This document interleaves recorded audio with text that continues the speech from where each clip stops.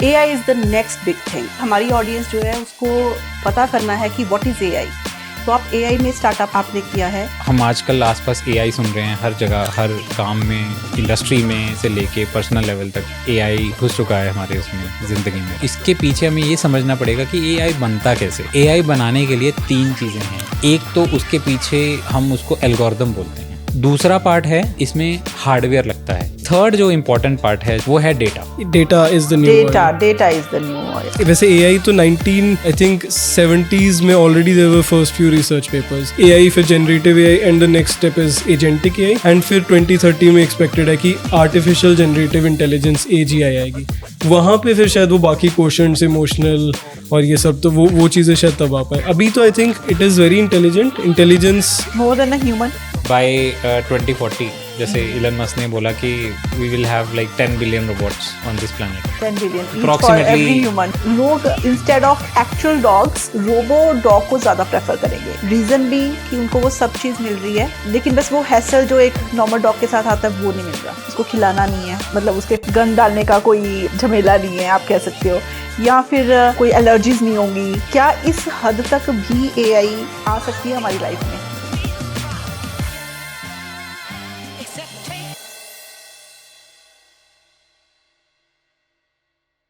AI is the next big thing. तो आज हमारे साथ हैं CEO ऑफ लेबलर जो कि हैं पुनीत जिंदल सर, और अश्विन गोयल जो कि हैं एक प्रोडक्ट मैनेजर AI के। तो बात करते हैं हम दोनों से। Welcome sir. वेलकम अश्विन। शुक्रिया मैम। सो सर, आपने एक स्टार्टअप करा। हाँ जी। वो स्टार्टअप क्या है? क्योंकि हमारी ऑडियंस जो है उसको पता करना है कि व्हाट इज़ AI। तो आप AI में स्टार्टअप आपने किया है, तो वो स्टार्टअप है क्या, करता क्या है? ओके, ये बहुत अच्छा क्वेश्चन और बहुत डिफिकल्ट क्वेश्चन भी है मेरे Right. लिए। बहुत शॉर्ट में बताना मैं ट्राई करता हूँ शॉर्ट हाँ में जी। बताने का। सो लेबलर क्या है, तो मैं बताता हूँ कि क्यों स्टार्ट हुआ, उसी से आंसर इसका मिल जाएगा। सो हम आजकल आसपास AI सुन रहे हैं हर जगह, हर काम में, इंडस्ट्री में से लेके पर्सनल लेवल तक AI घुस चुका है हमारे उसमें ज़िंदगी में, राइट। चाहे हम फोटोज़ निकालने या गूगल फोटोज़ की बात Right. करें तो वहाँ पे भी AI है कि हम टाइप करते हैं अपना नाम या फिर हम एक फ़ोटो सेलेक्ट करते हैं, उसके हिसाब से उस सिमिलर वैसी फ़ोटोज़ निकाल देता है। या फिर चैट GPT, बहुत लोगों को पता होगा चैट GPT के बारे में। तो चैट GPT में हम सवाल पूछते हैं और वो अपने पूरा डिटेल उसका आंसर बताता है। कोई भी नई चीज़, पुरानी चीज़ हमें समझनी है उससे, या हमें हमारे नए नए क्वेश्चंस हैं। तो इसमें अगर आप देखेंगे, इसको AI बोलते हैं। अब इसके पीछे हमें ये समझना पड़ेगा कि AI बनता कैसे। AI बनाने के लिए 3 चीज़ें हैं। ओके। 3 चीज़ें लगती हैं। ठीक है। ठीक है। एक तो उसके पीछे हम उसको एल्गोरिदम बोलते हैं। ठीक है। एल्गोरिदम कह सकते हैं कि फॉर्मूला है, एक तरह का फॉर्मूला है। जैसे मैथ में हम एक वो इक्वेशन पढ़ते थे, y = mx + c। कोड कह वगैरह सकते हैं में सर इसको? कोड भी कह सकते हैं। कोड भी है। तो कोड अगर भी है। हम सॉफ्टवेयर, कोई इंजीनियर है तो वो कोड बोलेगा इसको। ठीक है। अगर कोई मैथमेटिशियन होगा तो वो उसको मैथ की इक्वेशन बताएगा। ओके। अगर कोई इन जनरल हम बात करते हैं तो सॉफ्टवेयर या फिर हम उसको एल्गोरिथम बोल देते हैं। तो इसमें एक तो ये पार्ट है। ठीक है। ठीक है। दूसरा, जिसमें एक तरह हम ऐसा कह सकते हैं कि एक पार्ट ऑफ इंटेलिजेंस है। दूसरा पार्ट है, इसमें हार्डवेयर लगता है। हार्डवेयर CPU, हम कहते हैं कि कंप्यूटर में CPU होता था। CPU आई थिंक आज के दिन में सब जानते हैं। तो CPU एक हो गया, उसकी जगह आज के दिन में GPU यूज होने गए। GPU, graphical processing units. तो जिसको CPU ग्राफिक का, कार्ड बोलते हैं। हाँ जी, जो ग्राफिक कार्ड थे NVIDIA कंपनी ने बनाए थे स्टार्टिंग में। अब NVIDIA है, AMD है। तो इन्होंने ऐसी, आज के दिन में ऐसे कह लिया कि पहले अगर वो 10 काम कर सकता था, अब 10,000 काम कर सकता है वही CPU का एक बेटर अपग्रेडेड फास्टर वर्जन है GPU। मैं थोड़ा सिंप्लीफाई वे में बोल रहा हूँ। ठीक है। थर्ड जो इम्पोर्टेंट पार्ट है, जिसकी बहुत कम बात की जाती है और जिससे के साथ लेबलर कनेक्टेड है, वो है डेटा। कि AI ने क्या करना है, क्यों आंसर दिया, कैसा आंसर दिया, वो कहाँ से आई नॉलेज, वो नॉलेज है। वो नॉलेज के से ही प्रोसेस करके ही वो सीखता है। अब AI को ऐसा समझिए कि स्टार्टिंग में वो कोड एक बच्चा था जिसने जन्म लिया, पर उसको ये नहीं पता था कि करना क्या है लाइफ में। राइट, उसके ना उसको सिर्फ उसके पास हम कहते हैं कि शक्तियां थी सुनने की, समझने की, पर वो मैच्योर नहीं थी। ठीक है। अब हम कहते हैं कि हम एक बच्चा है, बड़ा होता है, पहले उसको पेरेंट्स सिखाते हैं, फिर उसको क्रेच में डालते हैं, फिर उसको अपने हम पहले अर्लियर स्कूल में भेजते हैं, ठीक है, फिर लेटर ऑन अब जैसे जैसे स्कूल कॉलेज बड़ा होता जाता है, फिर उसके बाद मे बी वो हायर स्टडीज़ के लिए जाए, जॉब में जाए, जैसे भी है, तो हम क्या होता है वो बच्चे का एक अपग्रेड होता है उसकी नॉलेज, उसके हिसाब से ही उसका काम करने का तरीका इम्प्रूव होता है, लाइफ को हैंडल करने का तरीका इम्प्रूव होता है। तो वैसे ही इस कोड को डेटा की ज़रूरत है। ओके, वो कोड को डेटा जो चाहिए वो लगातार उसको डेटा देते रहना पड़ेगा। अगर उसको लेट से एक एआई है जो मेडिकल सेक्टर के लिए बन रहा है, हेल्थ केयर सेक्टर के लिए बन रहा है, आज के दिन हमने सुनना होगा कि एक्सरे डाल दो चैट जीपीटी में, वो एक्सरे देख के बता देता है कि क्या प्रॉब्लम है। और बहुत लोगों ने आज के दिन में, अगर आप सोशल मीडिया पे जाएंगे तो बहुत लोगों ने पोस्ट किया, इवन मेरी कुछ पर्सनल स्टोरी है जिस वजह से हम मतलब मैंने एक्सरे डाला और उसमें से कुछ निकल के आया हमारे फैमिली में। तो मतलब ये एक एग्जाम्पल है। वो क्यों बता पा रहा है उस एक्सरे को? उसको पहले बहुत सारे एक्सरे दिए गए हैं, उसमें बताया गया कि इस एक्सरे में ये था, इस एक्सरे में ये था, इस एक्सरे में ये था। तो इसमें ये जो डेटा है, इसके बिना ये एआई कुछ नहीं कर सकता। तो उसको डेटा फीड करना पड़ेगा। ठीक है, फूड है, ये रॉ फूड है जो उसको देना पड़ेगा।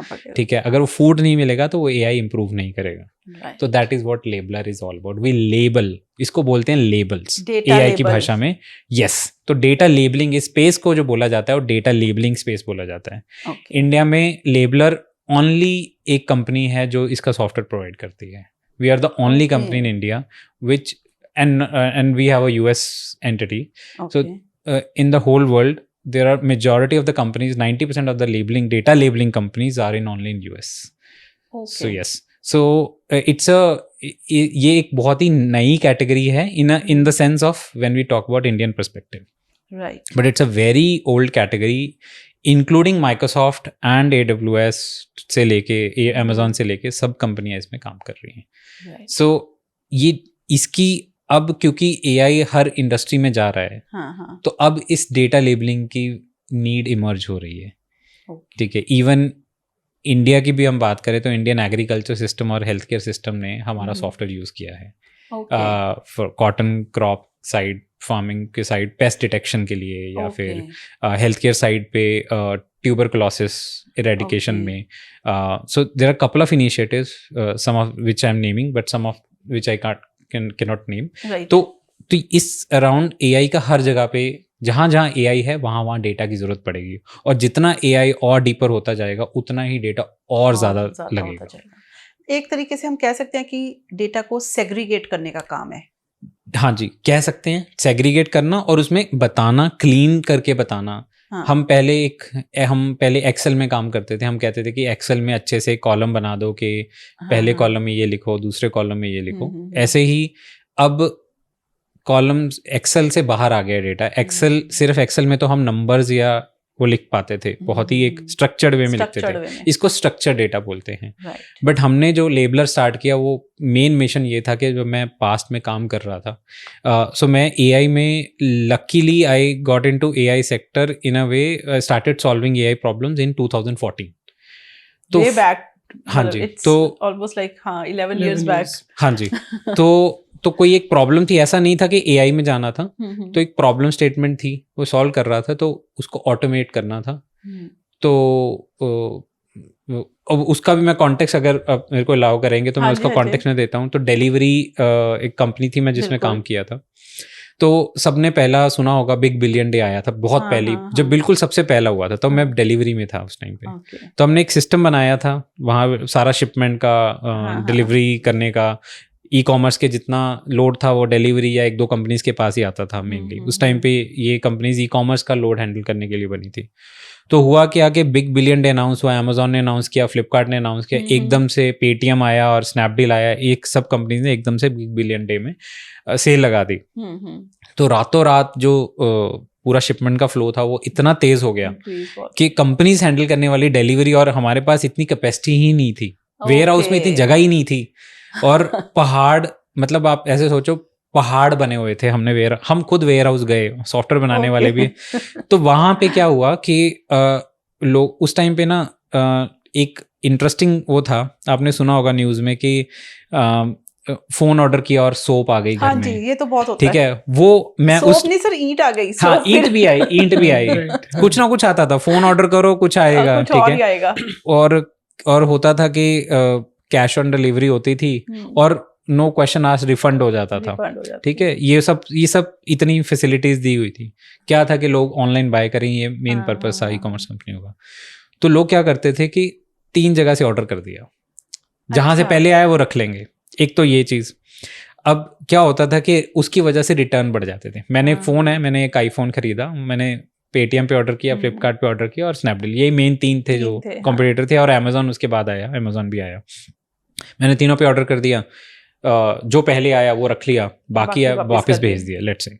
तो वापस गया, अब कहाँ जाएगा पहले? वो सीधा अमेजोन के पास या सीधा उसके पास तो जाएगा नहीं, वो पहले वेयर हाउस के होके जाएगा। अब वेयर हाउस में तो पहले ही इधर को जा रहे हैं, अब मेरे पास जगह ही नहीं है, तो मैं उसको रिटर्न कहाँ करूंगा? तो रिटर्न है पड़ा और उतनी देर में उसकी ट्रैकिंग अगर लेट से किसी तरीके से लूज हो गई, क्योंकि इतना सिस्टम नहीं बना हुआ था अभी उसको ट्रैक, उतना मैच्योर नहीं था सिस्टम इतने लोड को हैंडल करने का। तो रिटर्न की वजह से उसकी जगह अलग, तो रिटर्न जितनी देर रहेगा उतनी देर वो पैसा अटका रहेगा, क्योंकि रिफंड जाना है कंपनियों को, वो पैसा बिल्डअप होता जा रहा है। तो ये कंपनियों को नुकसान होता था। तो हम ये सब डेटा से हमने ये सब चीज़ें कैलकुलेट की कि कंपनियों को कितना नुकसान हो रहा है, कितना वो पैसा कहाँ वो हो रहा है। दूसरा उससे भी ज़्यादा बड़ा नुकसान था लॉस। शिपमेंट निकली और आपके पास तो ईंट पहुंची या फोन साबुन पहुंची, है ना, बट वो कहाँ गई? कंपनी के पास भी नहीं है, उनके पास भी नहीं है। तो एक नेक्सस था जो हमने पकड़ा था डेटा के थ्रू। अच्छा, तो डेटा के थ्रू हमने आइडेंटिफाई किया कि ये पूरा एक नेक्सस था कि कैसे किया जा रहा है ये। तो लॉग, हर एक शिपमेंट स्कैन पे लॉग होते थे। तो फिर हमने पैटर्न नोट किए। कुछ पैटर्न थे जो अगेन मैं रिवील नहीं कर पाऊंगा, बट वो पैटर्न थे, कुछ सीजनैलिटी के वीकेंड पे होता था, क्यों हो रहा है, किसी लोकेशंस पे हो रहा है, कौन लोग इसमें इन्वॉल्व थे। तो पूरा एक प्रोसेस, पूरा एक नेक्सस था, वो हमने डेटा हमने मतलब दिन रात लगाए हैं उस डेटा के ऊपर बैठ के, समझा उसको और फिर आइडेंटिफाई किया कि प्रॉब्लम कहाँ हो सकती है। फिर उसके बाद उसके ऊपर एक्शन लिया, फिर करोड़ों के लॉस बचाए हैं उससे।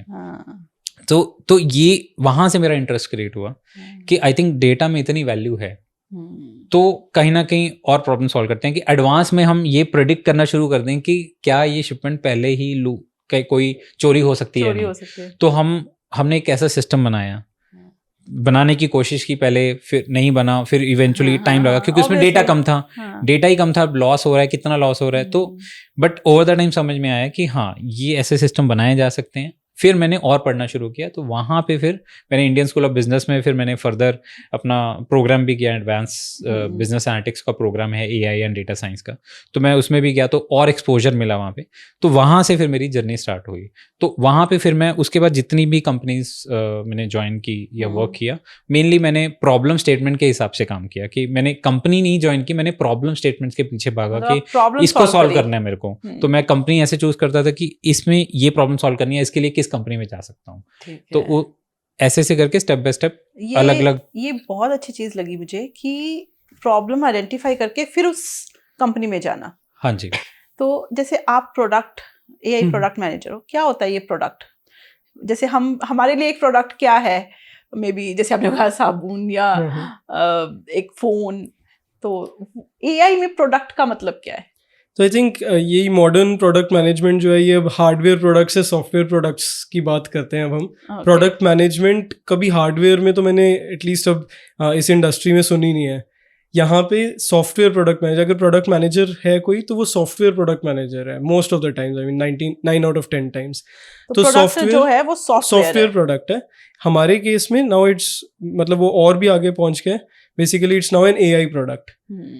इट्स नेवर टैंजेबल, मतलब आप उसको फील नहीं कर सकते, वो आपको दिखेगा भी नहीं, वो बस वो एग्जिस्ट करता है, कोड है और उससे सॉफ्टवेयर बना है, उससे प्लेटफॉर्म बना है। हाँ, वो आप उसके साथ इंटरेक्ट कर सकते हो। जैसे एआई के प्रोडक्ट्स कुछ मैनेज कर रहा हूँ, one of those products is recommendation engine.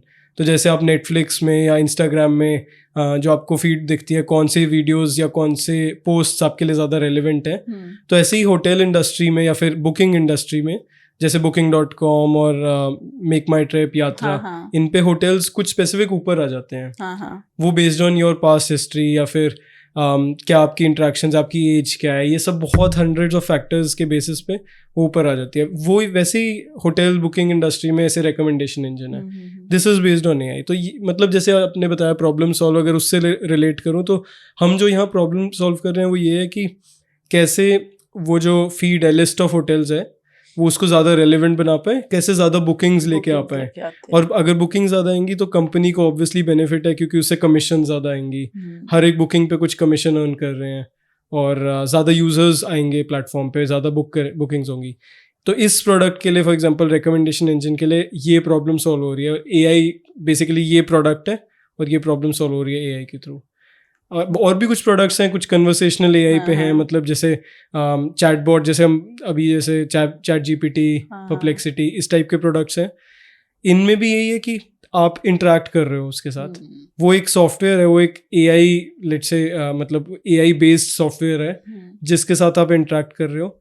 आप कुछ आप अगेन डेटा, पीछे बैकग्राउंड में बहुत ज़्यादा डेटा है जिसके बेसिस पे आपको रेलिवेंट आंसर्स दे पा रहे हैं। सो दैट इज मतलब वो प्रोडक्ट मैनेजमेंट। जो एक चैलेंज रहता है एक स्टार्टअप को करने के लिए, बहुत सारे चैलेंजेस ऑब्वियसली आते होंगे आपको। सबसे बड़ा चैलेंज आपको क्या लगा?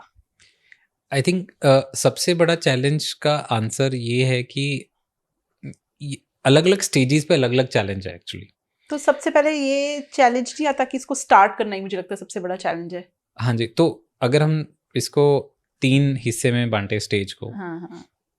सब मेन टारगेट क्या है स्टार्टअप में? स्टार्टअप में ये है कि स्टार्टअप एक मैराथन है, जो मुझे अभी तक समझ में आया है कि स्टार्टअप एक मैराथन है, को उसमें लगे रहना पड़ेगा। सब मेन बात ये है कि आप आउट नहीं हो, ठीक है? टेस्ट मैच की तरह है, मे बी राहुल द्रविड़ बनना पड़ेगा, ठीक है? तो उसमें बेसिकली क्या है, फर्स्ट स्टेज क्या है, सबसे पहली स्टेज कि आप जो प्रॉब्लम सॉल्व करना चाहते हो, आप श्योर हो कि आप इसमें लगे रहोगे, ठीक है? चाहे आप अकेले हो, पहले मे बी आप अकेले ही हो स्टार्टिंग में, या फिर आप 2-3 लोग मिलके स्टार्ट कर रहे हो, जिनका आपस में मैच करता है, थॉट मैच कर रहा है, थॉट प्रोसेस मैच कर रहा है, और प्रॉब्लम स्टेटमेंट भी मैच कर रहा है।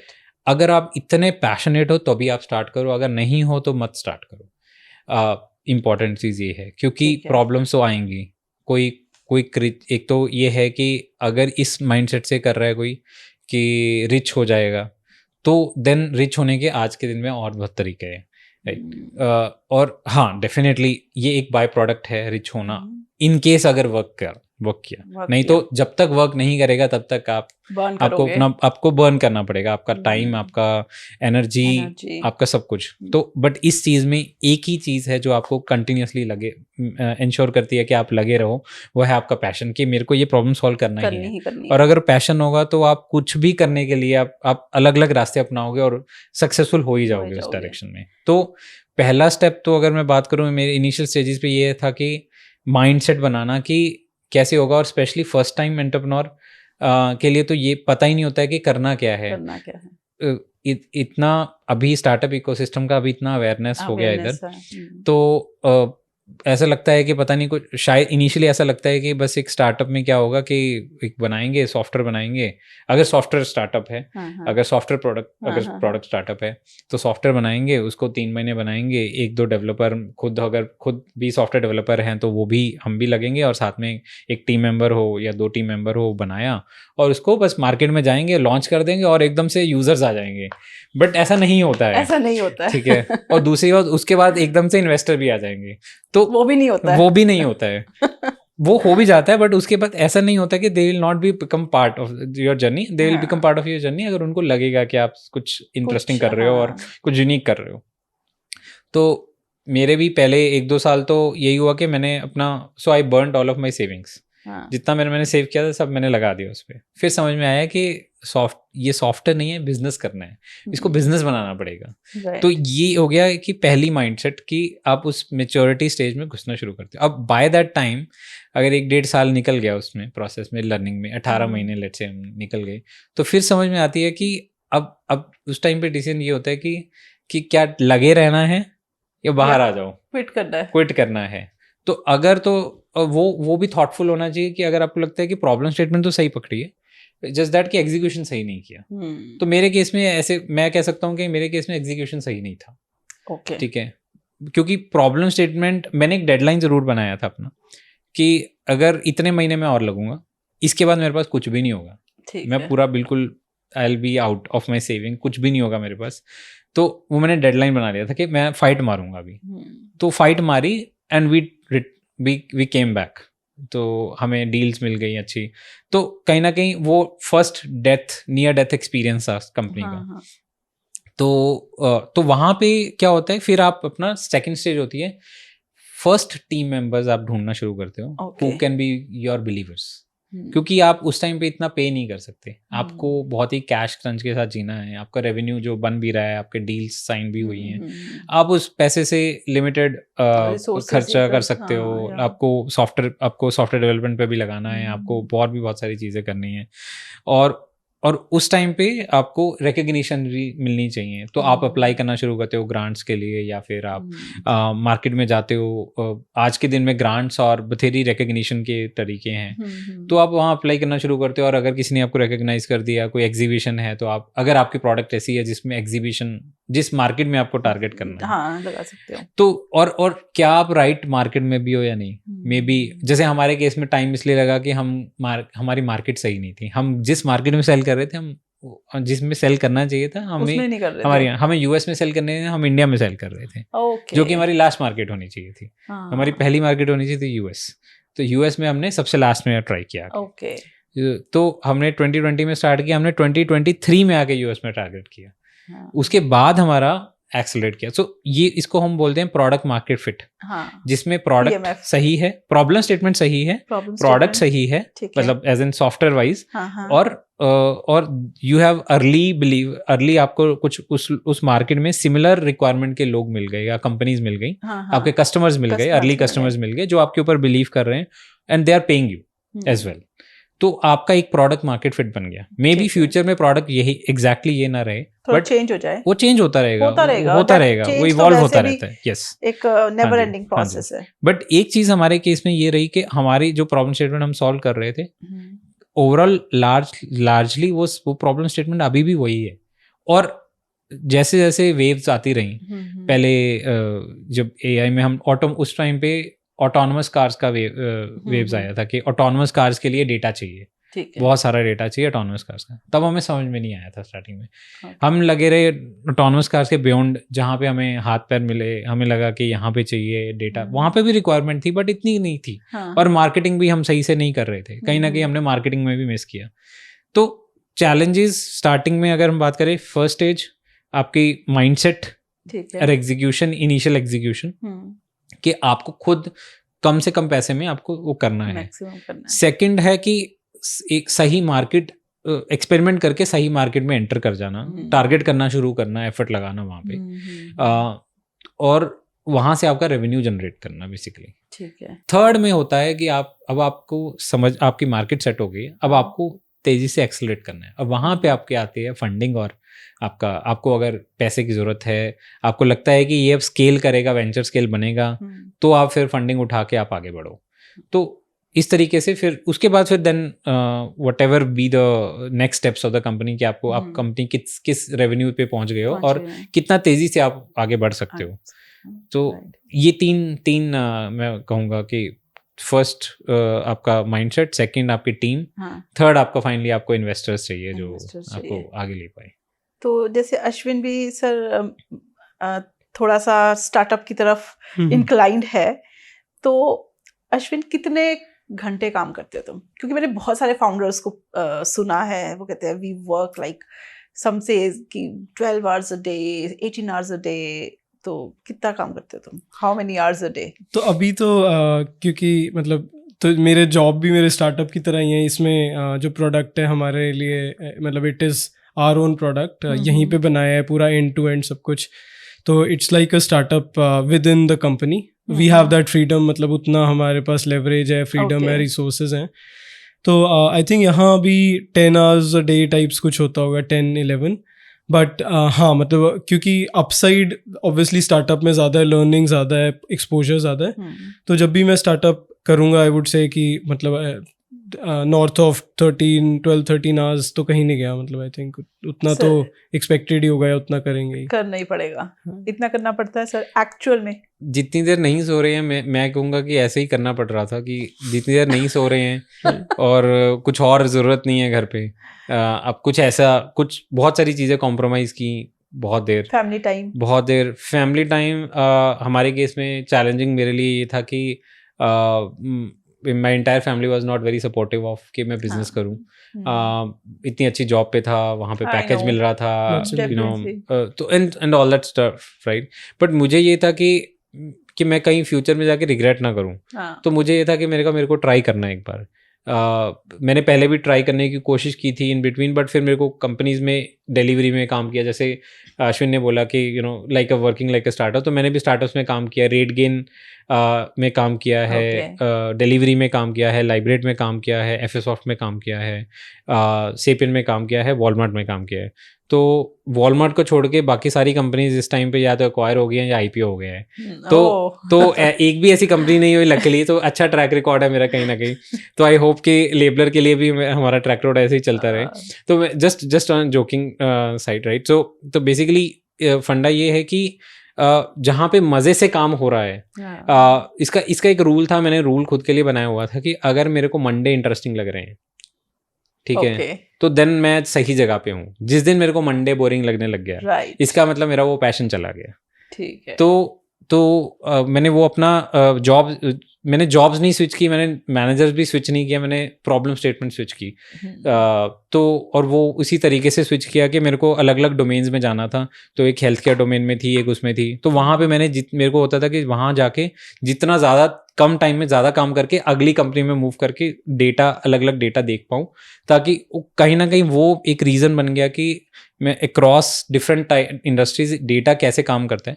और आज हमारे कस्टमर हेल्थ केयर में हैं, एग्रीकल्चर में हैं, ई कॉमर्स में हैं, वो ये सेम सॉफ्टवेयर मल्टीपल इंडस्ट्रीज को सपोर्ट कर रहा है। तो कहीं ना कहीं वो एक जर्नी हो गई जो बन गई। तो सबकी अपनी अपनी जर्नी है, अश्विन की अपनी जर्नी बन रही है, तो सबका अपना अपना प्रोसेस है। वो आपके फुटपाथ्स को वो फॉलो कर रहा है पूरे।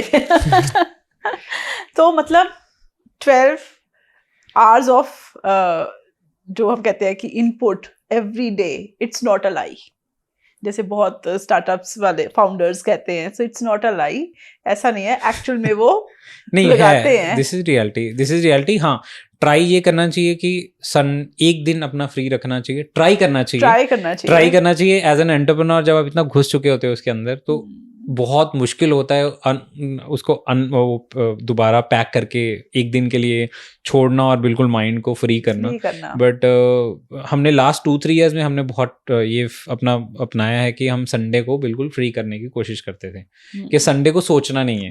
वो ऑफ कोर्स वो बात है कि वो बात अलग है कि नहीं हो पाता है उतना। कोई ना कोई ये होता है कि मौका मिला और बैठ गए लैपटॉप पे, यार ये भी खत्म कर देते हैं, बट ट्राई करते हैं। तो उससे क्या है, बर्नआउट कम होता है, थोड़ा कम हो जाता है बर्नआउट। तो फैमिली, जैसे मैं अश्विन की फैमिली से मिली हूँ, तो वो कहते हैं कि ये इतना ज़्यादा काम करता है कि हमें फिक्र होती है इसकी। सो अश्विन, क्या फिर कहते हो तुम फैमिली को, पेरेंट्स को क्या कहते हो? मतलब मेरे पास कोई आंसर तो नहीं है इसका स्ट्रेट फॉरवर्ड, बट पैशन वाली बात है, जैसे बताया पुनीत ने कि वी नीड टू इंश्योर कि उसी प्रॉब्लम स्टेटमेंट पे काम करें जिसमें पैशन बहुत है। तो फिर टाइम का पता नहीं लगता। तो जैसे अभी मैं मंडे सुबह बैठता हूँ, काम करना शुरू करता हूँ, पता भी नहीं लगता कब रात हो गई, और फिर मतलब बिल्कुल टाइम का कोई रिकॉर्ड नहीं रहता। कल मैं फॉर एग्जांपल कल फ्राइडे था, मैं 8:30 बजे के राउंड कुछ मैंने सोचा अब डॉक्यूमेंट्स शुरू करते हैं, कुछ 2-3 डॉक्यूमेंट्स बनाने थे स्ट्रैटेजी के राउंड। तो फिर मैंने टाइम देखा, 8:30 बज गए। फिर एकदम लगा कि कब टाइम निकल गया, कुछ पता नहीं चला। तो वही है, आई थिंक पैशन वाली बात है। पेरेंट्स को भी मैं यही कहता हूँ कि जिस चीज़ में इंटरेस्ट आ रहा है और सीखने को बहुत मिल रहा है, आई थिंक वो उस पाथ को फॉलो करेंगे तो बाद में रिटर्न भी उतनी ज़्यादा होगी। तो रिस्क लेना सर वर्थ रहा आपके लिए? मैं कहूँगा आपकी फैमिली की विशेस के अगेंस्ट आपने जैसे बताया, तो क्या वो वर्थ है उतना? आई थिंक हुआ ये कि over the time main family का कंसर्न क्या होता है कि so basically when I started, तो मेरी my daughter was just born. हाँ. तो my wife was also on maternity. She left her previous job. तो मैं भी जॉबलेस था, वो भी जॉबलेस थी, हम सब जॉबलेस थे और we had our daughter, right? तो एकदम से और ऊपर से I put all my savings into all of this, right? So we were like technically वो ऐसी सिचुएशन थी कि पेरेंट्स के लिए कि एक तरफ से जॉब में इतने अच्छे उस पे थे and then we were like completely you know opposite situation financially. तो इन्हीं उनका कंसर्न मेन यही होता है कि ऐसा कुछ ना आए सिनेरियो, राइट? सो मेन वही था. तो उसको अब बट ये है कि ये जर्नी ऐसी है जिसमें कोई गारंटी नहीं है कि 1 साल में 2 साल में आपका अगर चलना भी शुरू हो जाए उसके बाद भी हो सकता है कि financially it can come down and then you know it can get up again. तो 2-3 साल तक ऐसा हुआ. उसके बाद अभी जब कस्टमर्स हैं things are fine now उस एंगल से, right? So my wife was supportive always, so and that's why we were able to do it, definitely, right? So my wife also joined me in later for this also. So we now my wife is with us as well and in this journey, and my co-founder Sumit Singh, so he's also there. And now one of my very first person who joined me in the company, he was intern with me in my previous companies during his college time, right? He did his masters at IIT Ropar, is a topper of the batch. Okay. So he's also joined me in this now as a founding team member only. So we are now able to fast track things. Now we have understanding between each other. वो बहुत important है कि आप एक दूसरे पे trust है, आपको पता है कि सब लोग लगे हुए हैं, एक कॉन्फिडेंस है, एनर्जी होती है और मोरल भी आपका अप होता है, राइट? मोटिवेशन रहती है सारा टाइम. यस एंड सबकी अपनी अपनी रिस्पॉन्सिबिलिटीज हैं. तो you are able to fast track things. कितना टाइम लगा सर आपको from starting till where you are now? ये जर्नी को कितना टाइम लगा? आई थिंक 4 years लग गए, 4 years to 5 years, बिकॉज हम जिस स्पेस में थे it was bound to happen.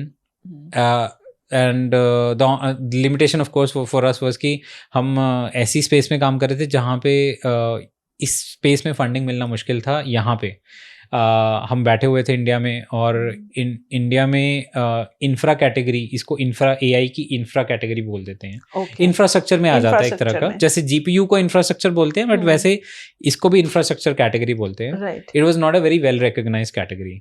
Only GenAI आया, उसके बाद इन्वेस्टर्स स्टार्टेड रीचिंग आउट के previously when I reached out to investors, it was like कि ये भी कोई problem statement है solve करने वाली. That because that awareness was not there. It's not like they would question everything, whatever they will have the understanding, right?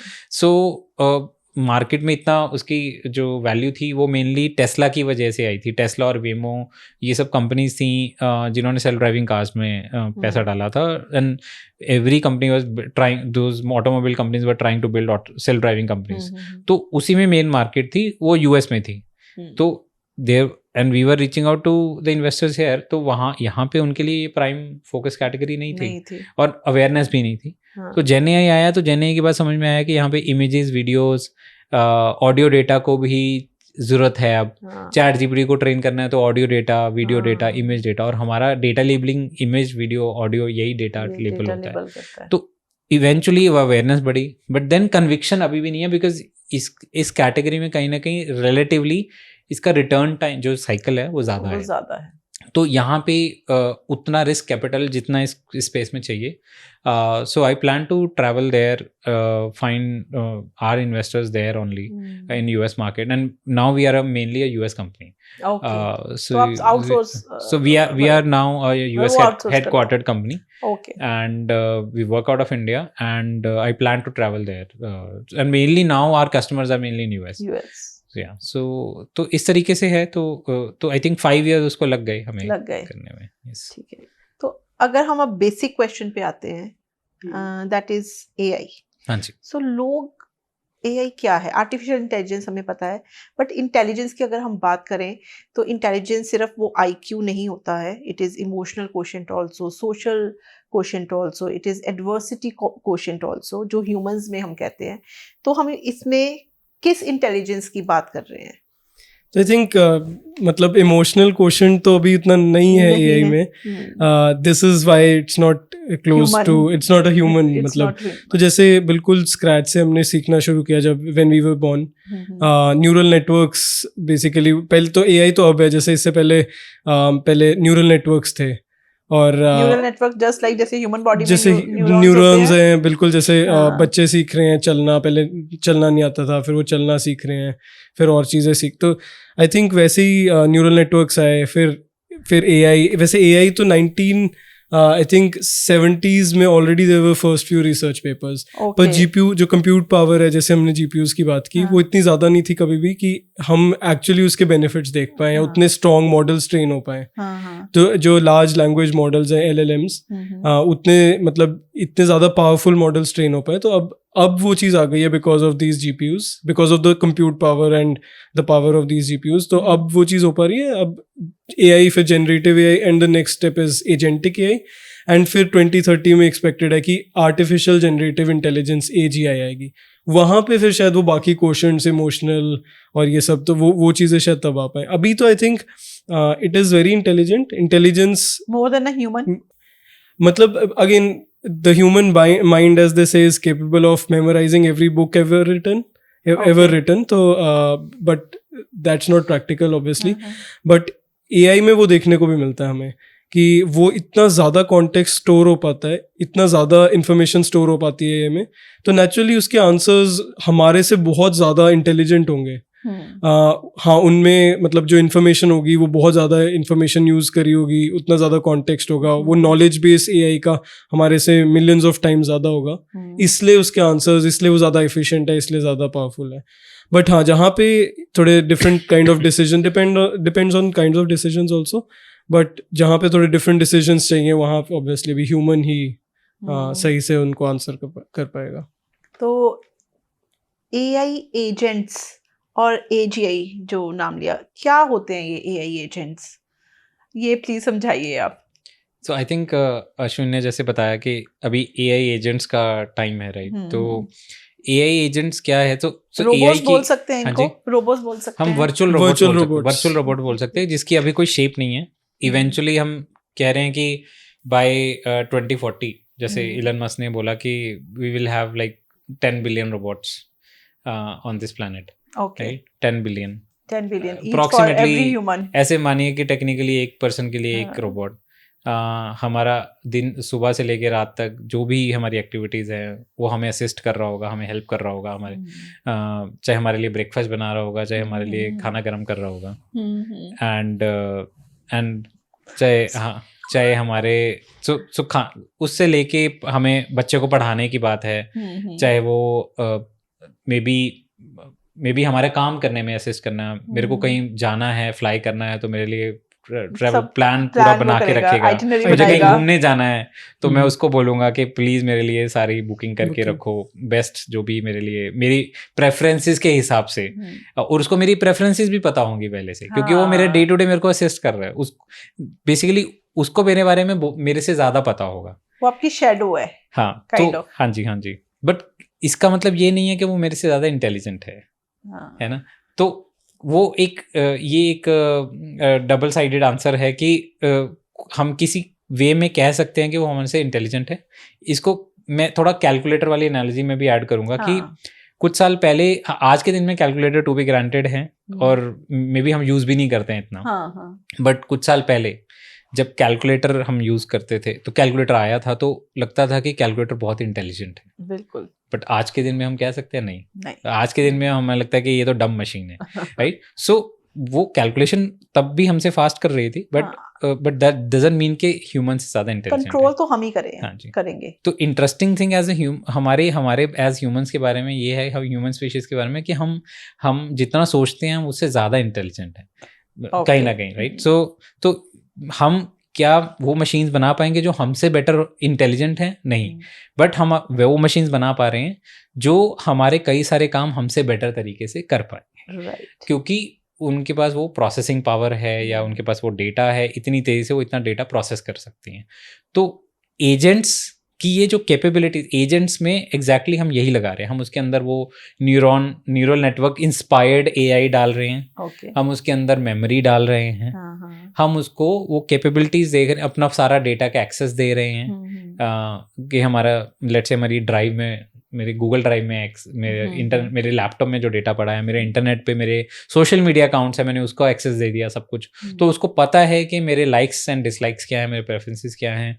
तो उस वजह से वो जल्दी से वो चीज़ें कैलकुलेट करके, वो एल्गोरिदम्स को यूज़ करके और डेटा को यूज़ करके वो बता पा रहा है कि मेरे लिए कैसे ये काम बेस्ट तरीके से कर सकते हैं। मेरे लिए अगर कोई पीडीएफ बना के कोई प्लान बनाना है, लेट्स से मुझे कल ट्रैवल करना है, तो क्या क्या मुझे सुबह से लेके मेरा ईटिंग प्लान से लेके मेरा विजिट प्लान क्या क्या होना चाहिए, कैसे कैसे होना चाहिए, वो सारा वो प्लान कर देगा। तो ये हमारा, हम कह सकते हैं कि एआई एजेंट इसीलिए इसकी वैल्यू क्रिएट हो रही है। बड़ी बड़ी कंपनी, सेल्सफोर्स से लेके माइक्रोसॉफ्ट से लेके जितनी हम कंपनी सोच सकते हैं, सब आज के दिन में ये सोच रही हैं कि अगर हमारे पास 1 लाख एम्प्लॉयज़ हैं, 2 लाख एम्प्लॉयज़ हैं, तो कैसे रादर देन हायरिंग मोर, अगेन डिबेटेबल क्वेश्चन है, डिबेटेबल डिस्कशन, डिबेटेबल पॉइंट है, बट कहीं ना कहीं वो इस तरीके से देख रही हैं कि क्या वही काम 10 गुना और कर सकते हैं, same amount of same strength of my company can do 100 गुना 1000 गुना काम कर सकते हैं नहीं। तो और वो कई कंपनियों ने करके दिखाया है, उसके एग्जांपल्स भी हैं, और दूसरे साइड पे भी है जहाँ पे वो नहीं वर्क किया। तो ये एक हम उस साइकिल से जा रहे हैं जहाँ पे आने वाले कुछ 5, 6, 7 सालों में, और मे बी मैं ज़्यादा बोल रहा हूँ, उससे भी कम टाइम में हम ये कंपनीज मैच्योर हो जाएंगी कि कुछ फील्ड्स हैं जो मैच्योर हो जाएंगे, और कुछ फील्ड्स फॉलो करेंगे ओवर द टाइम, और उसके लिए चेंजेस आएंगी। तो डेटा लगना ही लगना है, और एजेंट्स इंप्रूव होने ही होने। तो इस पे आई थिंक 2 पॉइंट्स है मेरे। एक तो ये वाला जो ग्राफ है ये हमेशा शिफ्ट करता रहता है। फॉर एग्जांपल तो पहले प्रेडिक्टेड था कि शायद 2040 में AGI आएगा, आर्टिफिशियल जनरेटिव इंटेलिजेंस, जो सबसे एडवांस्ड फॉर्म ऑफ AI है जो अभी हम इन्विजन कर सकते हैं, जो कि पर वो शिफ्ट हो गया, थोड़ी सी वो सोचना शुरू। So AGI basically can now start thinking it's also as थोड़ा विजन, जो अभी एजेंट्स, तो the machine is as dumb as the data you feed to it. So जितना डेटा आप दोगे उससे ज्यादा नहीं वो सोच पाएगी, डिबेटेबल इट बेसिकली, बट उससे ज्यादा नहीं। तो it is as dumb as the data that you feed to it. अगर हमारी बात करो, हम डेटा से ज्यादा सोच सकते हैं, हम थोड़ा मतलब उससे काफी बढ़ के भी सोच सकते हैं। जो चीज इनोवेशन है, जो कभी हुआ नहीं है, उसके लिए कुछ डेटा तो है नहीं, लेकिन हम वो चीज सोच पाते हैं। आइडिएशन, अब मशीन्स जैसे AI की बात कर रहे हैं, वो आइडिएशन उतनी अच्छे से नहीं कर पाएगी शायद, क्योंकि उसके पास तो प्रीवियस डेटा ही है ना, वो नए आइडियाज, नई चीज उसके लिए सोचना मुश्किल है। दूसरी चीज, ये जो ग्राफ की बात हम कर रहे हैं, तो जैसे मैकिन्जी ने आई थिंक कुछ सर्वे किया था कि 2040 तक AGI आएगा। ये 2015 के अराउंड उन्होंने सर्वे किया था, 15-16 कुछ ऐसे। लेकिन अब वो इन्होंने रिसेंटली सर्वे जो फिर से वही वाला किया, वो उसमें ये ग्राफ शिफ्ट हो गया, वो 2030 तक ऑलरेडी प्रिडिक्ट हो गया है कि AGI आएगा। तो ये शिफ्ट होता जा रहा है और पास आता जा रहा है, बिकॉज उनको एक्सपेक्टेड नहीं था कि इतनी जल्दी मूवमेंट होगी। लास्ट 3 साल में हमने देखा है AI में इतनी ज्यादा जल्दी मूवमेंट हुई है, ChatGPT कहाँ से कहाँ आ गया। तो वही है कि मतलब इतना प्रिडिक्टेबल नहीं था, और AI is the fastest moving industry, I think बहुत फास्ट। ये हमें यहाँ से भी पता चलता है कि मेट गाला अभी हुआ है 2025 में, तो Mona Patel, she is an entrepreneur, Indian American है। सो वो रेड कार्पेट पे आई विद द रोबो डॉग, और डायमंड की लीश थी उनके हाथ में। और मैंने ये कहीं पढ़ा भी कि लोग instead of actual dogs robo dog को ज़्यादा प्रेफर करेंगे। रीज़न बीइंग कि उनको वो सब चीज़ मिल रही है, लेकिन बस वो हैसल जो एक नॉर्मल डॉग के साथ आता है वो नहीं मिल रहा। उसको खिलाना नहीं है, मतलब उसके कोई गंद डालने का कोई मतलब वो झमेला नहीं है, आप कह सकते हो, या फिर कोई एलर्जीज नहीं होंगी। तो क्या इस हद तक भी AI आ सकती है हमारी लाइफ में? नहीं, जरूर। देखिए एक्चुअली क्या है, मतलब ह्यूमंस की या एक्चुअल लिविंग बीइंग्स की जो इम्पोर्टेंस है वो कम हो जाए इतनी ज़्यादा कि हम एक आर्टिफिशियल रोबोट के साथ ही हम सोचें कि wow we are happy with that. अब अगर हम मूवीज़ की बात करें तो कुछ मूवीज़ आई हैं जो इस डायरेक्शन में, तो कहीं ना कहीं ऐसा लगता है कि वो एक पीक टाइम आएगा जब हमें फील होगा दोबारा कि हम टू मच मशीन्स के साथ इन्वॉल्व हैं. We need social connect. And that's why we are human beings. Yes. We are social animals. Yes. तो बिना other humans के it's hard to survive. Right. As big as important as this. Right. तो और दूसरी बात ये भी जो हम एस्टिमेट कर रहे हैं कि 2040 नहीं 2030 में एजे अचीव हो जाएगा. सो इसके भी दो पहलू है. इसमें एग्जांपल देता हूँ सेल्फ ड्राइविंग कार्स. और कुछ प्रेडिक्शंस हुई थी. अगर हम जाके चेक करेंगे, मैं एग्जैक्ट ईयर नहीं बता सकता बट समथिंग अराउंड 2014-2015 के अराउंड बहुत सारी ऐसी प्रेडिक्शंस हुई कि self driving completely fully autonomous हो जाएगा. सेल्फ ड्राइविंग कार्स सब जगह सेल्फ ड्राइविंग कार्स हो जाएंगी बाय 2023-2022. आज हुई, आज हम 2025 में बैठे हैं. नहीं हुई. देन ये प्रेडिक्शन थी कि रेडियोलॉजिस्ट मार्केट से बाहर हो जाएंगे, रेडियोलॉजिस्ट की जरूरत नहीं पड़ेगी. हाईएस्ट पेइंग डॉक्टर्स जो फील्ड है, मतलब radiology will become automated by 2022-2023. ये भी प्रेडिक्शन किया था गॉडफादर ऑफ एआई ने और सम अदर टॉप एआई यान लेकिन ने भी किया है, प्रोफेसर जॉफ्री इंटन ने भी किया है. तो अलग अलग, I don't know, I will not quote कि किसने कौन सा किया, बट ये सब कहीं ना कहीं कोट किया है. being very optimist, so they'll quote, right? So but then वो नहीं हुआ. आज के दिन में एक रेडियोलॉजिस्ट गाड़ी में बैठ के अपने रेडियोलॉजी सेंटर पे जाता है. मैं तो कह रही हूँ हाईएस्ट पेइंग डॉक्टर्स हैं. So yes, so रेडियोलॉजी में ऑटोमेशन हुआ बट असिस्टिव वे में हुआ. असिस्टिव में, सेल्फ ड्राइविंग में भी असिस्टिव वे में हुआ कि एक्सपीरियंस बेटर हो गया. राइट. तो एआई, तो इसमें हम बहुत सारी चीज़ें हैं एआई में जो मैं अभी तक देखता आ रहा हूँ. बहुत सारी चीज़ें हमें लगती थी कि हमें ये भी लगने लग गया था कि शायद लेबलर की, एक टाइम पे हमने वी क्वेश्चन बैक कि शायद लेबलर की जरूरत नहीं होगी क्योंकि सब कुछ ऑटोमेट हो गया तो डेटा की जरूरत ही नहीं है. Right. But it happened other ways. Data की और जरूरत पड़ गई है बट उसके तरीके डिफरेंट हो गए, अप्रोच डिफरेंट हो गई है उसको सॉल्व करने के. So we are changing our approaches. तो there are lot of things जहाँ पे हम टू मच अंडर एस्टिमेट कर दे रहे हैं कि ये चीज़ तो होगी नहीं, बट वो जल्दी हो जा रही है. कुछ चीज़ें ओवर एस्टिमेट भी हाँ, और किसी चीज़ों में हम ओवर एस्टिमेट कर रहे हैं कि ये तो बस अगले साल ही हो जाएगा. चैट जीपीटी का हम कब से सुन रहे हैं, हर साल हम सुनते हैं कि बस ये 6 महीने में ऐसा एआई आ जाएगा, बस उसके बाद सब खत्म हो जाएगा, किसी की जरूरत नहीं पड़ेगी, सब काम ऑटोमेट हो जाएगा. Same for agents. एजेंट्स 1 साल से बात हो रही है कि सब ऑटोमेट हो जाएगा and many of the company, कुछ कंपनीज के लिए बैकफायर भी हुआ कि कस्टमर सर्विस में उन्होंने डिप्लॉय कर दिया. इवन कैनेडियन एयरलाइंस और something, it is a very popular story last year की. तो वहाँ पे एक्सपीरियंस ही completely wrong, it gone wrong and उसका I think some decent percentage share price fall कर गया थोड़ा. So companies now are re-evaluating के how much to introduce, how much not to introduce AI carefully. भी थोड़े से आ जाते हैं मुझे लगता है. Yes, so for self-driving cars today also self-driving cars. अब पहले था कि नहीं ये तो ऑटोमेट हो जाएगा, बैक इन 2018 बोलते थे कि 2022 में, बट अभी it is still not yet happened, but it is happening in pockets. And recently Waymo recalled its 2/3 of its cars yesterday or day before yesterday. इसका न्यूज़ है. तो now still today the scenario is कि अभी तो कुछ ही cities में वहाँ पे जो deployed थी, but so what will happen is it will the last mile of AI, which is like the 100% accuracy of AI, will take infinite time to virtually infinite time to get there. So उसके लिए और deeper data की जरूरत पड़ती रहेगी. So but eventually AI and humans will work together. But over the time we'll know our space where humans are good and where AI is good. AI will take its own role and humans will take their own role of guiding AI or telling them what to do and how what not to do, something like that. तो AI में I think थोड़ा ऐसा है कि हम भी जैसे AI models वगैरह बनाते हैं तो 85 से 95 जाना तो आसान है. 85% एक्यूरेसी से 95 चले जाएंगे, लेकिन 95 से 96 फिर उसके बाद 96 से 96.5 और 96.5 से 96.55 जाना और भी वो उतना टफ होता जाता है.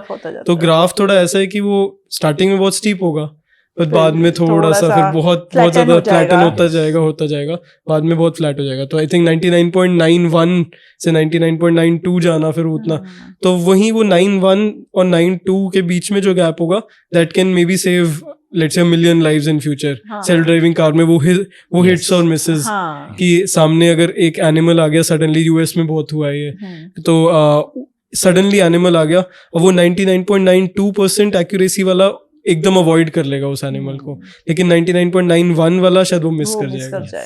तो वहीं उससे वो बिजनेस वैल्यू जो उसकी है या फिर जो उस इम्प्रूवमेंट की जो वैल्यू है that is very very high, but on the same hand I mean on the other hand उसकी कॉस्ट बहुत ज़्यादा है, उसको ट्रेन करने में बहुत एफर्ट लगेगा एंड मोस्ट इंपॉर्टेंटली उसमें डेटा बहुत ज़्यादा लगेगा। तो हम ये कह सकते हैं कि जो डेटा फीड नहीं किया गया है AI में तो उसका रिजल्ट हमें नहीं मिलेगा, उसमें AI भी कंफ्यूज हो जाएगा। मतलब वो सीखता रहता है बट एक बार के लिए कि अगर उसको फीड नहीं करा गया है तो कहीं ना कहीं वो जाके अपने उसकी लिमिटेशंस हैं, उसको लेबल डेटा वो चाहिए ही चाहिए, कुछ ना कुछ वो लेबल डेटा। हमारे पास कस्टमर्स आते हैं, वो कहते हैं कि हमारा 80% एक्यूरेसी AI की 85 पे है।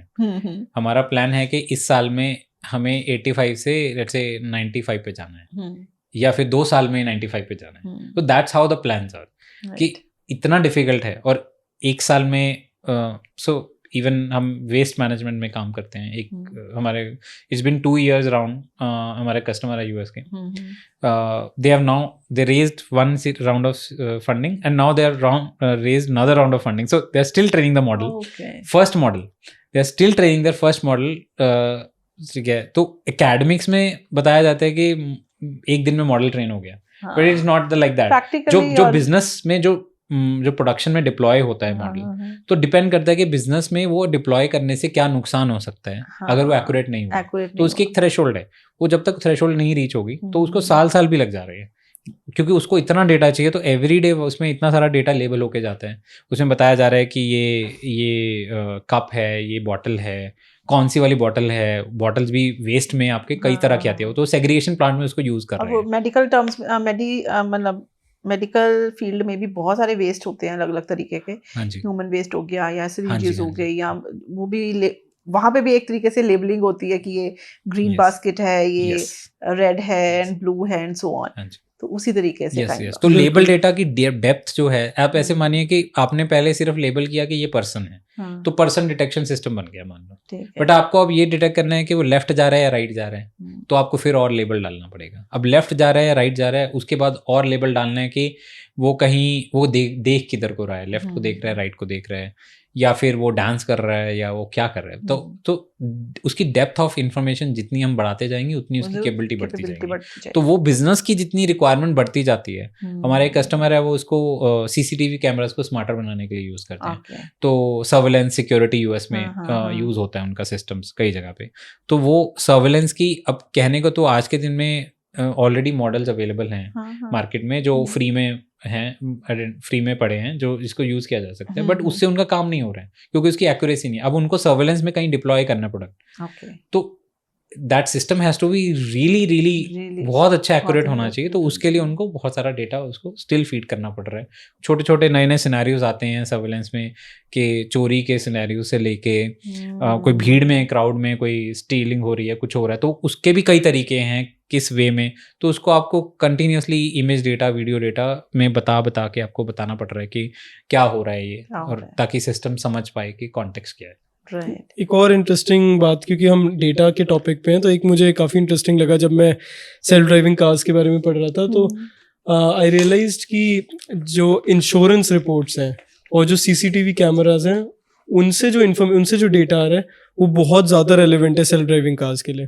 जैसे इंश्योरेंस रिपोर्ट्स को मतलब मुझे for once I was not aware कि कैसे वो हेल्प करेगा, बट मुझे रियलाइज हुआ कि क्रैश रिपोर्ट्स और कितने लोगों ने इंश्योरेंस क्लेम करी, कब करी, किस सिनेरियो में करी, वो सारी इन्फॉर्मेशन सेल्फ ड्राइविंग कार्स के लिए भी बहुत ज़्यादा रेलेवेंट हो सकती है। तो इतना ज़्यादा डेटा चाहिए और ऐसे सोर्सेज से चाहिए जो बिल्कुल यूनिक हो। मतलब जैसे इंश्योरेंस वाला एक बहुत स्ट्रॉन्ग सोर्स ऑफ डेटा है to train self driving cars, क्योंकि उन्हें पता है कि जो लोगों का एक्सीडेंट हुआ है वो आपके पास आ रहे हैं, एक्सीडेंट क्यों हुआ, किस सिचुएशन में हुआ, वो वाली situation you need to teach that to the model, to the self driving car का AI मॉडल। और उससे उसे पता लगेगा अच्छा हाँ ये वाले केस में क्रैश हुआ था, ये वाला केस अवॉइड करना है। तो डेटा दैट इज वाई मतलब जितना ज़्यादा डेटा सोर्सेज आ सकते हैं, न्यूयॉर्क में कैमराज लगे हुए हैं, वो सारे कैमराज का डेटा शायद गूगल ने, वेमो ने और टेस्ला ने यूज़ किया होगा। Okay. तो उस टाइप से हमें मतलब for such models it is war of data right now, मतलब हम कह Has to सकते be. हैं डेटा कि is the new oil, data is the new oil everyone. ये तो बहुत तेज से बहुत पुराने established है। टाइम से है। I mean data is the new oil तो आज नहीं कह रहे। तो 2000 बहुत देर से कह एंड रहे हैं। 2000 आई थिंक 15 और 16 में हार्वर्ड ने केस स्टडी करी थी एंड दे सेड कि data science is the sexiest job of the century. पूरे साल के मतलब सॉरी पूरे 100 इयर्स की। 100 years के। तो data scientist is basically someone who brings in data, उसको क्लीन करता है, एनालाइज करता है। जिस चीज का सॉफ्टवेयर आप अभी बना रहे हो बेसिकली वो काम डेटा साइंटिस्ट करता है कि क्लीन करना, लेबल इंश्योर करना कि लेबल्स बिल्कुल ठीक है और लेबल्स के बेसिस पे ट्रेन करना मॉडल, सबसे इंपॉर्टेंट। वो जो मॉडल बिल्ड करता है वो मशीन लर्निंग इंजीनियर या डेटा साइंटिस्ट होता है। आज उसको हम एआई इंजीनियर बोलते हैं क्योंकि अब डेटा साइंस सडनली वो डेटा साइंस वाला यूज केस एआई में बदल गया है, बट वो बेसिकली वो सेम ही रोल है। ये चीज बहुत पहले से पता है, मतलब दिस इज नॉट न्यू।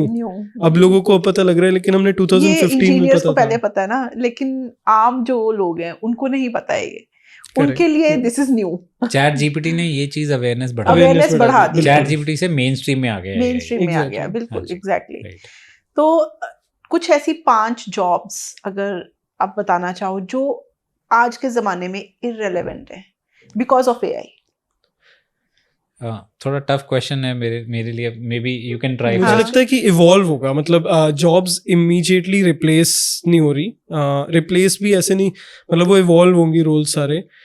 सबसे ज़्यादा आई थिंक कंटेंट में, क्योंकि कंटेंट में बहुत सब्जेक्टिविटी है। किसी को वो लिंक्डइन पोस्ट किसी ने लिखी है किसी प्रोडक्ट के लॉन्च के लिए पसंद आएगी, लेकिन दूसरे बंदे को शायद वो पसंद नहीं आएगी।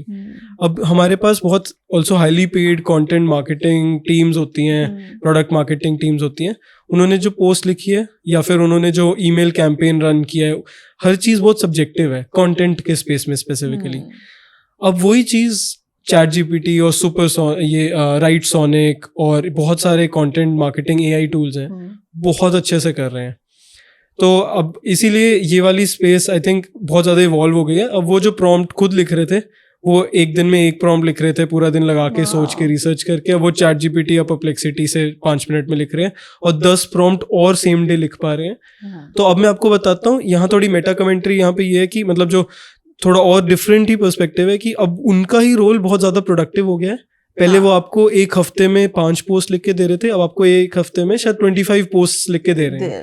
तो वही कंटेंट मार्केटर बहुत ज़्यादा एक्सट्रीमली प्रोडक्टिव हो गया है, तो कंपनी के लिए वो बहुत ज़्यादा वैल्यूएबल है। तो वो और कंटेंट मार्केटिंग के लोग हायर करेंगे, इसलिए ये जॉब लोग सोच रहे हैं कंटेंट मार्केटिंग हट जाएगा, लेकिन वो उल्टा और ज़्यादा आने लग रहा है। हर चीज में टाइप ऑफ जॉब बदल जाएगी, इवॉल्व हो रहा है, इवॉल्व हो जाएगी, बट खत्म नहीं होगी। आउटकम प्रोडक्टिविटी बेसिकली, अगर इकोनॉमिक्स की बात करें तो प्रोडक्टिविटी एफिशिएंसी इंप्रूव होना।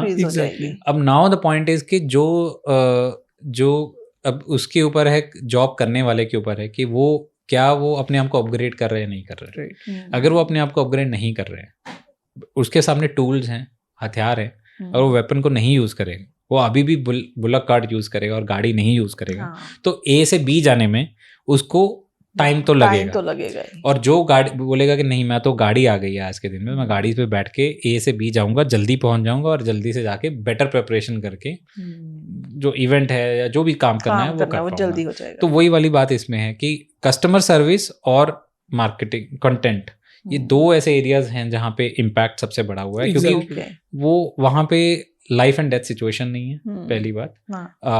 एंड अगर कुछ गलत लिखा भी गया तो then they are not going to sue, कुछ ज़्यादा से ज़्यादा वो उसको हटा दिया जाएगा, राइट, कंटेंट को। और कस्टमर सर्विस में ऑफ कोर्स जो हुआ है, मैं एग्जांपल दे रहा था, कनाडा में कोई एयरलाइंस के साथ हुआ था, तो वहाँ पे यही हुआ कि जिसकी वजह से उनके शेयर्स गिर गए कंपनी के। तो ऐसे और भी कंपनीज के एग्जांपल्स हैं जहाँ पे ऐसा कुछ हुआ है, तो जहाँ पे एआई को गलत जैसे एक सिनेरियो आया था कि किसी ने पूछा कि किसी ने क्वेश्चन पूछा कि सैंडविच बनाने की प्रोसेस पूछी थी, तो एआई ने सजेस्ट कर दिया कि आप उसके अंदर रॉक्स डाल दो। अच्छा। तो तो AI की ऐसी ऐसी डायरेक्शंस भी हो सकती हैं, and this is where Google के ऊपर काफ़ी, गूगल सर्च में AI ओवरव्यू जो था इनिशियली जब इन्होंने लॉन्च किया था, तो एंड सुंदर Pichai acted on it and said कि we made a mistake and then we will improve it and work on it. So and they have actually improved a lot. We are using their Gemini systems as well. We're using GPTs models as well. तो हमने देखा है कि Gemini को improve होते हुए. तो the point is कि कुछ जॉब्स में अभी इम्पैक्ट है, कुछ जॉब्स में ओवर द टाइम इम्पैक्ट आता जाएगा. Even now my personal exploration day to day में, मैं आज के दिन में I am more conscious of कि मेरे को क्या खाना है. मैं आज के दिन में अपने ब्लड टेस्ट अपने आप करवा के आइडेंटिफाई कर सकता हूँ कि उसमें क्या गैप्स हैं. मुझे किसी इमीडिएटली डॉक्टर के ऊपर कंप्लीटली डिपेंडेंट नहीं हूँ. मैं अपने जाके क्रॉस क्वेश्चन कर सकता हूँ डॉक्टर को कि ये मुझे समझ में आया है, this is my understanding why something works good for the body and why something doesn't work good for the body, right. So I can be more conscious of my daily eating habits से लेके overall well-being. तो कहीं ना कहीं इसने ये हमें empower करेगा. The only thing is count our calories जैसे बोलते हैं ना. Yes. तो only thing is कि are we aware and conscious that we can use these tools to make our lives better or not?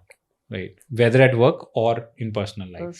क्योंकि ignorance will lead us nowhere. अगर हम अभी यूज नहीं करना शुरू कर रहे तो एक टाइम आएगा वो सडनली फिर हमें पता लगेगा कि वी आर आउट. मतलब फिर वो उसको फिर आप कह लो कि वो जॉब रिप्लेस कर रहे हैं या फिर वो वाले रोल्स आर बीइंग एलिमिनेटेड, चाहे वैसे कह लो. पर प्रॉब्लम ये है कि वही जॉब्स इवॉल्व हो रहे हैं. बस दी ओनली थिंग इज कि आपको उस साइड पे रहना है, आपको दूसरी साइड नहीं रहना. एग्जैक्टली. इवन सेल्फ ड्राइविंग की भी एग्जांपल दूं तो सेल्फ ड्राइविंग में पहले जो डिजाइन के बाद डिजाइन उनकी एक प्रोसेस थी जिसमें वो वैलिडेट करते थे कि दिस कार इज सेफर और not. Now think of this new scenario. उसमें जो पहले गाड़ी बनती थी उसका डिजाइन जो फिक्स हो गया वो उसने वैसे ही ऑपरेट करना है. उसमें कोई अनसर्टेनिटी नहीं थी. वो गाड़ी को जो जैसे चलाएगा वो वैसे ही ऑपरेट करेगी, उसमें कोई चेंजेस नहीं थी. अभी क्या हो रहा है, टेस्ला ने गाड़ी बना के दे दी, अब वो अपग्रेड भेज रहे हैं continuously. After few months they will send new upgrades. तो गाड़ी का बिहेवियर चेंज हो जाएगा धीरे धीरे. तो हो सकता है कि गाड़ी आज तक वर्जन 2 अपग्रेड में बेटर हो गई, बट वर्जन 3 में उसने एक्सीडेंट्स करने शुरू कर दिए. तो now it completely change the way of testing vehicles कि उसके कैसे वो उसका सर्टिफिकेशंस कैसे मिलेंगी सेफ्टी की. तो सेफ्टी सर्टिफिकेशन और जो पहले सेफ्टी सर्टिफिकेशंस देते थे, they would only test the designs, look at the designs, but वो सॉफ्टवेयर लेयर वो कैसे देखेंगे. उसके अंदर जो सॉफ्टवेयर लेयर है, सॉफ्टवेयर लेयर की they were not aware how to test all of this systems. So this has created a lot. इसकी अभी इंडिया में बहुत बात नहीं हो रही है, बट यूएस में I know few people in MIT. तो वहां पे they are doing PhDs just in this space itself. वो are creating this new frameworks के जो गाड़ी को टेस्ट कैसे करना है, सेफ्टी लेड कैसे बनाना है, क्योंकि सॉफ्टवेयर तो अपग्रेड होता रहेगा. तो फिक्स नहीं है. हार्डवेयर तो फिक्स हो जाता था, बट सॉफ्टवेयर फिक्स नहीं है. वो तो चेंज होगा. तो इसी तरीके से हर जगह पे जहाँ AI आएगा तो continuous new way of standards, new way of testing things, testing business systems, industrial systems बनाना पड़ेगा. तो उसके लिए नई जॉब्स, नए लॉज. तो लॉयर्स को भी अपग्रेड करना पड़ेगा कि उसके लीगैलिटीज क्या होंगे. डॉक्टर्स को भी करना पड़ेगा कि doctors can use the AI to actually speed up their treatment process. अभी मैं पढ़ रही थी इंडिया पाकिस्तान वॉर के बारे में, तो मैंने पढ़ा कि अब वो सोल्जर्स क्रिएट कर रहे हैं, रोबोज जो होंगे, जो फ्रंट पे जाके अब ह्यूमंस नहीं जाएंगे.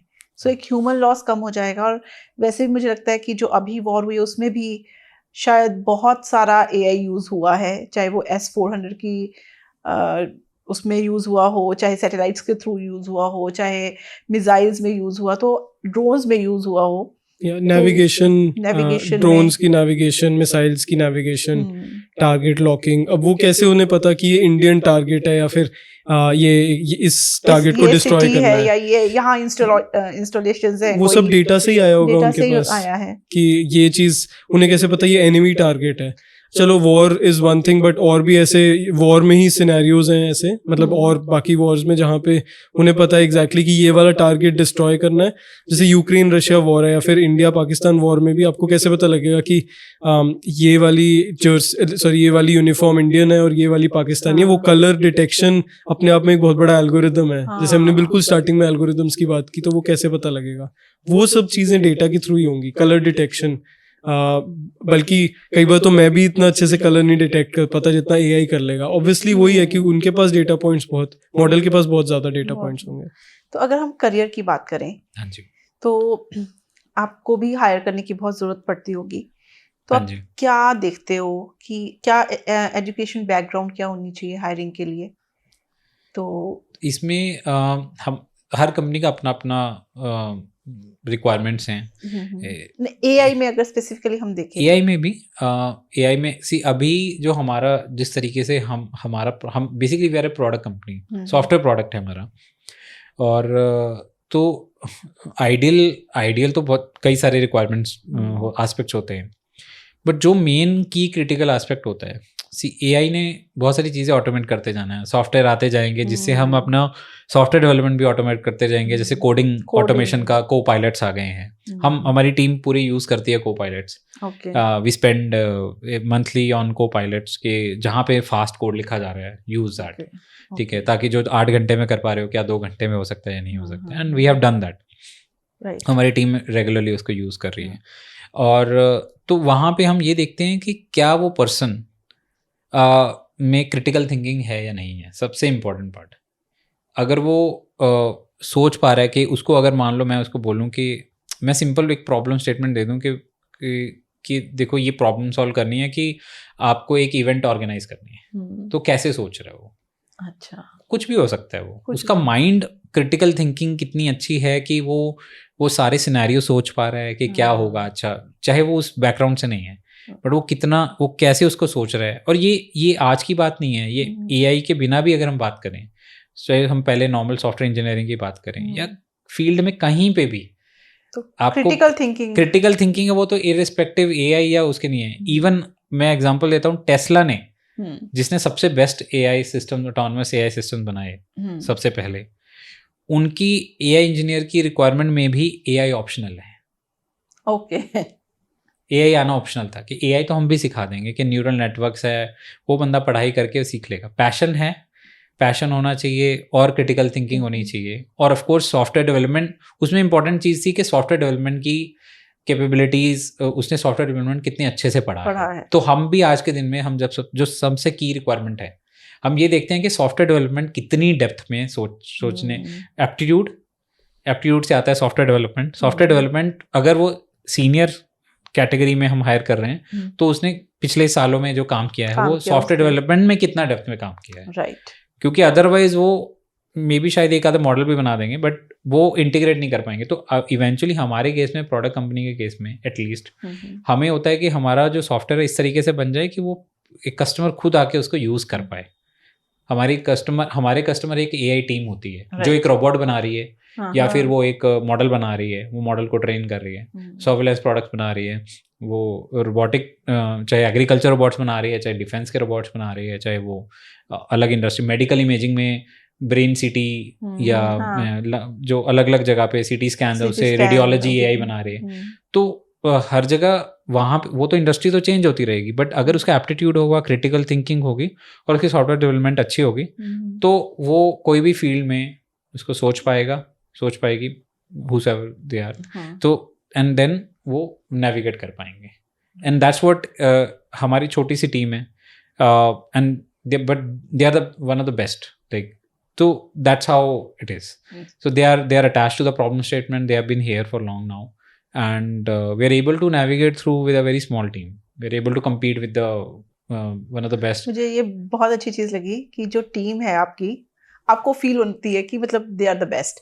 ये मुझे बहुत अच्छा लगा कि आपको अपनी टीम पे इतना प्राउड है, और this is very good actually. और अश्विन, अगर आप करियर एडवाइस देना चाहो जो एआई में अपना करियर बनाना चाहते हैं, तो उनको एक 2 लाइन में क्या करियर एडवाइस दोगे? हाँ, तो इसके लिए आई थिंक पिछले वाले से भी लिंक्ड है थोड़ा सा। तो अभी भी जब भी मैं हायर करता हूँ, तो जैसे अभी भी मैं हायर कर रहा हूँ ये इंजीनियर्स, तो एक चीज़ मुझे लगता है कि उसी पैशन और क्रिटिकल थिंकिंग वाले पॉइंट से लिंक्ड है कि खुद से कुछ बिल्ड किया है कि नहीं।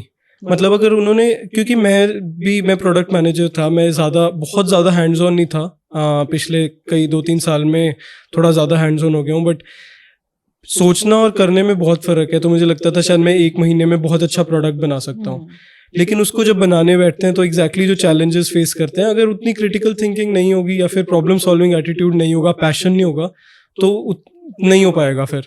तो मैं उसका एक दूसरा तरीका ये देखने का कि क्या उसने प्रोडक्ट बिल्ड किया है खुद से। तो coming to the career advice question, मेरा सेम ही आंसर होगा इसके लिए कि अगर आपको सही में, क्योंकि एआई में अभी कोई फॉर्मल एजुकेशन तो बहुत ज़्यादा है नहीं इंडिया में, ऐसा तो है नहीं कि एआई में बीटेक अब इंट्रोड्यूस हो गई है, बट वो भी डेटा साइंस के ही कोर्सेज कर रहे हैं, वहाँ पे भी न्यूरल नेटवर्क्स ही पढ़ा रहे हैं। वहाँ जाके ऐसा नहीं है कि आपको सीधा जाते ही एक प्रोडक्ट बनवा रहे हैं एआई में। तो अब ये देखना है कि more than all these formal education setups, क्या आपने एआई का खुद से कुछ प्रोडक्ट बनाया या फिर एआई यूज करके या एआई बेस्ड या एलएलएम बेस्ड एक प्रोडक्ट बनाया है कि नहीं। तो इंडिया में जैसे कंपनी है सर्वम एआई, जहाँ पे लोग they are building world class AI products, जैसे कन्वर्सेशनल एआई, वो स्पीच प्रोडक्ट्स भी बना रहे हैं एआई में, सारी इंडियन लैंग्वेजेस में। तो वो चीज़, वैसे अगर आपने प्रोडक्ट्स बनाए हैं कुछ ऐसे, कुछ छोटा सा भी प्रोडक्ट बनाया खुद से, अब तो बहुत सारे टूल्स आ गए हैं, लवेबल और बहुत सारे एआई टूल्स हैं जो आपको एआई प्रोडक्ट्स बनाने में भी, कोई भी प्रोडक्ट बनाने में हेल्प करते हैं। तो आपने एआई यूज़ किया या फिर एआई प्रोडक्ट खुद बनाया, I think that's a good proxy to checking कि कितना ज़्यादा पैशन है, क्योंकि उसमें बहुत चैलेंजेस आएंगे। अगर आपको पैशन नहीं होगा, प्रॉब्लम सॉल्विंग एटीट्यूड नहीं होगा, तो आप शायद नहीं बना पाओगे प्रोडक्ट। तो अगर आपने बना लिया ऑलरेडी, तो 3-4 फैक्टर्स जो मैं अदरवाइज टेस्ट करता, वो ऑलरेडी चेक बॉक्स, सब एवरीथिंग इज देयर। सो मतलब that's one way to look at it. तो हम कह सकते हैं कि एआई जो है, जैसे कि आपने बोला, it's a new oil, data is the new oil. और एआई हमारी जॉब्स नहीं लेगा, बल्कि हमें एआई के साथ इवॉल्व होना है, उसको सीखना है, और अपनी लाइफ को थोड़ा सा मॉडिफाई करके एआई को समझना है। तो बस उसके कंट्रोल में नहीं जाना है, उसको अपने कंट्रोल में रखना है। तो सिंपल वर्ड्स में अगर हम बोल सके तो। So thank you so much, बहुत मज़ा आया ये कॉन्वर्सेशन करके। एआई के बारे में इतना कुछ सीखा और जाना कि एक आम इंसान की लाइफ कितनी चेंज हो रही है और आगे भी होती रहेगी, और for the better. So thank you so much. Thank you for hosting us. Pleasure.